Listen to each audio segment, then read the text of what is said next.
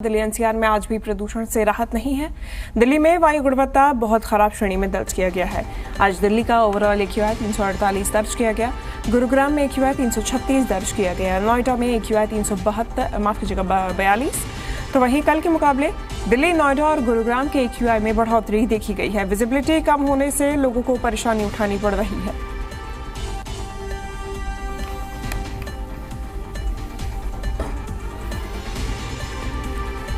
तो लगातार लोगों की परेशानी बढ़ती हुई नजर आ रही है। प्रदूषण से राहत नहीं है और ऐसे में AQI के स्तर में भी बढ़ोतरी देखी गई है, जहां आज ओवरऑल AQI 350 के करीब दर्ज किया गया है और ऐसे में बहुत खराब श्रेणी में AQI को माना जा रहा है। एयर क्वालिटी इंडेक्स खराब होने की वजह से विजिबिलिटी पर भी असर पड़ा है।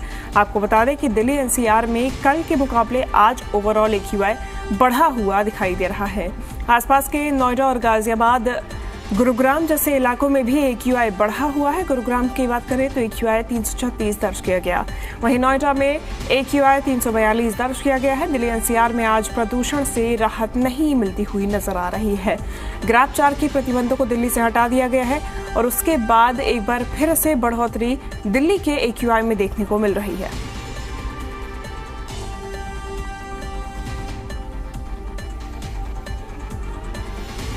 चलिए ज्यादा जानकारी लेंगे। जी मीडिया संवाददाता आदित्य प्रताप सिंह हमारे साथ जुड़ गए हैं। आदित्य, क्या तस्वीरें?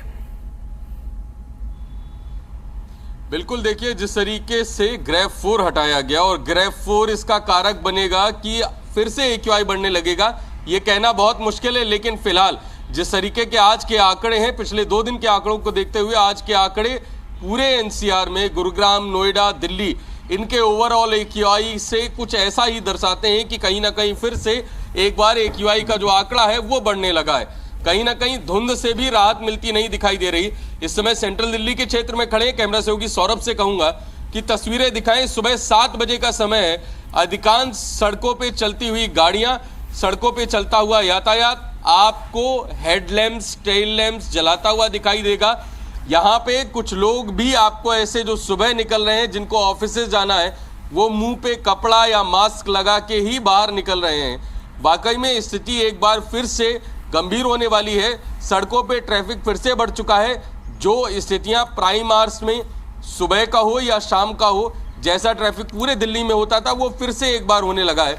तो कहीं ना कहीं एक बड़ा कारण रोड ट्रैफिक है, जो व्हीकल्स हैं, वो एक बड़ा कारण है दिल्ली में प्रदूषण का। वो कहीं ना कहीं अब फिर से एक बार सामने आने लगा है। बिल्कुल, और ये एक बड़ा कारण तो है ही आदित्य। इसके अलावा अगर हम देखें तो क्या लापरवाही किसी प्रकार की सामने आ रही है जो इस AQI के बढ़ने की वजह बन रही है? बिल्कुल, देखिए शिवांगी, अभी लगातार ये बात हो रही थी कि बहुत हाईफाई मशीन्स हैं, चाहे वो NDMC का क्षेत्र हो, MCD का क्षेत्र हो, हाईफाई मशीन्स हैं जिनके माध्यम से जब झाड़ू लगाई जाएगी या सफाई होगी तो उससे डस्ट नहीं उड़ेगी।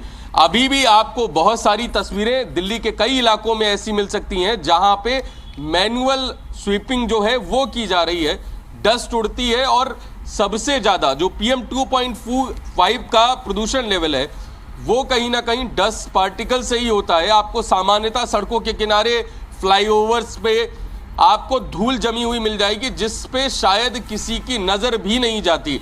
सामान्यतः अभी प्रदूषण का स्तर ऐसा बढ़ा हुआ है कि जो रोड के किनारे घर बने हुए हैं, फ्लैट्स हैं, वहां पे आपको डस्ट पार्टिकल की रेत, जो मोटी परत है, वो आपको मिल जाएगी। और कहीं ना कहीं ये बहुत खतरनाक है। हवा में वो अदृश्य पार्टिकल्स, जो डस्ट पार्टिकल्स हैं, वो अगर हमारे अंदर जा रहे हैं तो पूरे श्वसन तंत्र को खराब करने का दम रखते हैं। डॉक्टर्स भी लगातार इसी वजह से जो सीनियर सिटीजन्स हैं या जो मॉर्निंग वॉकर्स हैं उनको लगातार मना कर रहे हैं और कहीं ना कहीं बच्चों के लिए भी ये खतरनाक साबित हो रहा है। बिल्कुल खतरनाक तो साबित हो ही रहा है, लेकिन उसके बावजूद भी अभिभावकों की मजबूरी है, क्योंकि अब स्कूल खुल चुके हैं और उनको स्कूल भेजना जरूरी है। आदित्य, दूसरी तरफ अगर हम बात करें तो कल सुप्रीम कोर्ट में इस मामले को लेकर महत्वपूर्ण सुनवाई हुई थी। ऐसे में क्या बदलाव देखे जा सकते हैं? अब दिल्ली NCR की बात करें। देखिए शिवांगी, कल सबसे बड़ी बात जो थी, सुप्रीम कोर्ट ने कही कि आरोप प्रत्यारोप की राजनीति ना करके कुछ ऐसे ठोस कदम सरकारों के द्वारा उठाए जाएं, चाहे वो दिल्ली की सरकार हो या उत्तर प्रदेश की सरकार हो, हरियाणा की सरकार हो, कि लोगों को राहत मिले, लोगों को राहत मिले, ऐसे कदम उठाए जाएं और उस पर कहीं ना कहीं जो सुप्रीम कोर्ट था उनका कहना था कि लगातार दिल्ली के लोग इस समस्या से कैसे जूझेंगे। बहुत सारे उन्होंने कहा कि आप किस तरीके से, जो किसान हैं, पराली की घटनाएं बहुत ज्यादा हो रही जिसकी वजह से प्रदूषण बढ़ रहा है, क्या आप कुछ ऐसी मशीन्स उनको प्रोवाइड करा सकते हैं, डीजल मशीन्स प्रोवाइड करा सकते हैं जिसकी वजह से ये पराली जैसी समस्या हो वो स्थायी तौर पे खत्म हो और किसानों को भी नुकसान ना हो? या क्या ऐसे मानक तय किए जा सकते हैं जिनकी वजह से प्रदूषण बढ़ रहा है उनको रोका जाए?